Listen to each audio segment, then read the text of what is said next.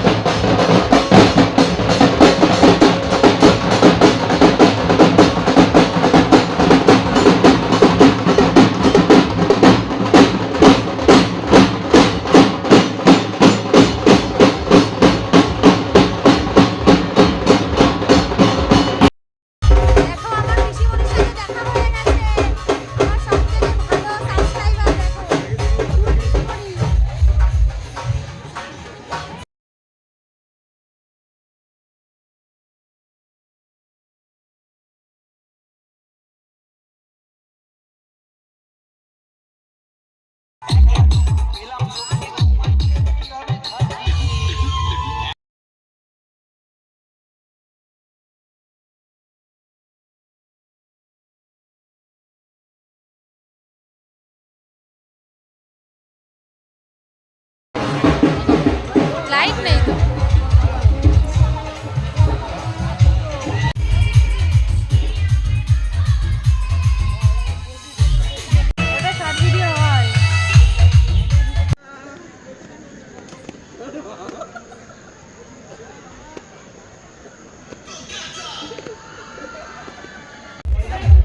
দেখো মামি আজকে এই শাড়িটা নিয়েছে আমার কাছে, নিয়েই মামি শাড়িটা পরে চলে এসেছে। দেখো কেমন লাগছে, দেখছো কত সুন্দর লাগছে মামিকে।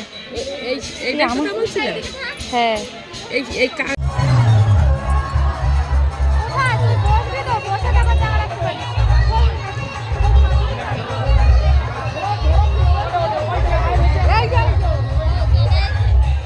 ফাইনালি কিন্তু খাওয়া দাওয়ার প্যান্ডেলের মধ্যে ঢুকে গেছে। আর এই যে বসেও পড়েছি, ছেলে তো আগেই খেয়ে নিয়েছে। আর তোমাদের দাদাভাই খেতে বসা দেরি আছে, কারণ ও এখনও এসে পৌঁছায়নি, যেহেতু বাজারের থেকে একদম কাছাকাছি। আমি, মৌসুমি আর শুভমিতা বসে পড়েছিলাম এই যে খেতে। আর এখানে এত ভিড় হয়, এত ভিড় হয়, মানে কি বলবো, একের পর এক লোক বসছে আর উঠছে। তো এদিকে রান্না চলতেই আছে। আর এদিকে দেখো এই যে ওনারা খেতে দিচ্ছিল, তো যে প্লেটটা দিতে অনেকটা লেট করছিল, অনেকক্ষণ বসেছিলাম, যেহেতু একটা সাইড করে উঠছে তো। আর ওই যে দাদাটা দিচ্ছিল উনি বলছিল যে হচ্ছে গ্লাসটা আমাকে নিয়ে নিতে, তাই আমি একটু হাসছিলাম যে গ্লাসটা আমরাই নিয়ে নেব। তো যাই হোক, এই যে গ্লাস নিয়ে নিয়েছি। আর সামনে বসেছিল নীলিদি আর হচ্ছে ওনার যা, তো আমার দুই যা বসেছিল, আমরা সবাই মিলে একসাথেই বসেছিলাম খাওয়া দাওয়া করতে। আর এই বাড়ির মেনুতে কিন্তু খিচুড়ি আর পোলাও দুটোই থাকে, অন্যান্যবারও ফ্রায়েড রাইস থাকে, তো এইবার পোলাও করেছে, সাথে রয়েছে আলুর দম আর খিচুড়ি, তার সাথে রয়েছে একটা সবজি, তার সাথে তো পায়েস অবশ্যই আছেই। তো খাওয়া দাওয়াগুলো বেশ মোটামুটিই হয়েছিল, কিন্তু খিচুড়িটা সবথেকে বেশি ভালো হয়েছিল যেটা খেতে। আর পোলাওটা না তেমন একটা ভালো লাগেনি। তো যাই হোক, খাওয়া দাওয়াটা বেশ ভালোই করে নিয়েছি। আর যেহেতু এই যেই ভিডিওটা এটা বেশ কয়েকদিন আগে করেছিলাম, তখন আমি অনেকটাই অসুস্থ ছিলাম, তো অনেক কিছু খাওয়াও আমার বারণ ছিল, সেই জন্য সবজিগুলো খাইনি, অল্প অল্প করে কোনো রকম খেয়ে। তো তাড়াহুড়ো করে ওখান থেকে দেখো হাত ধুয়ে উঠে গেছিলাম, কারণ কি অনেকটা রাত হতে যায়, বাড়িতে গিয়ে আবার আমার মেডিসিন খাওয়া ছিল, সেই জন্য। তো ভিডিওগুলো অনেক দিন পরে দিচ্ছি বন্ধুরা, কারণ কি আমি একের পর এক ভিডিও আপলোড করতে না হাঁপিয়ে উঠছি, তার সাথে নেই একটুও ভিউজ। তো কি বলবো, ভিউজ না থাকলে যেমন হয় আর কি, মনটা খারাপ হয়ে যায়। আর তোমাদের ভালোবাসা না থাকলে কি ভালো লাগে বলো? তোমাদের ভালোবাসা দেবে, সবাই ভিডিওটা দেখবে, লাইক কমেন্ট করবে, তবেই তো আমাদের ইচ্ছা হবে, তাই না, ভিডিও ছাড়া। সেই জন্যই কিন্তু ভিডিওটা আমাদের খাওয়া দাওয়া হয়ে গেছে, এখন আমরা বাড়ি যাচ্ছি। এই যে সায়নদীপ রয়েছে, কারণ রাস্তা পুরো অন্ধকার, গ্রামের রাস্তা বুঝতেই পারছো, কোনো জায়গায় কোনো লাইট নেই। মোবাইলের ফ্ল্যাশ লাইট জ্বালিয়ে আমরা বাড়ি যাচ্ছি। আর তোমাদের দাদাভাই, তার তো আসার অনেক দেরি আছে, এখন বাজে রাত্রির 11টা। তো চলো বাড়ি যাই, টাটা, গুড নাইট।